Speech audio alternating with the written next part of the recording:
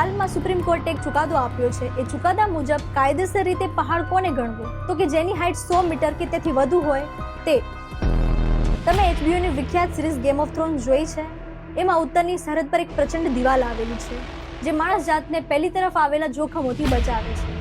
દિવાલ તૂટે છે અને તબાહી શરૂ થાય છે.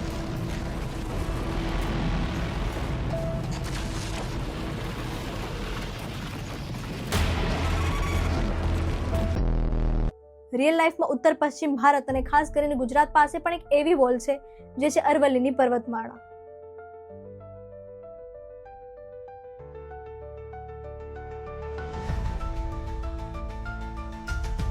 વાત સાવ સીધી છે પણ સમજવી અઘરી છે. હાલમાં સુપ્રીમ કોર્ટે એક ચુકાદો આપ્યો છે. એ ચુકાદા મુજબ કાયદેસર રીતે પહાડ કોને ગણવો? તો કે જેની હાઈટ 100 મીટર કે તેથી વધુ હોય.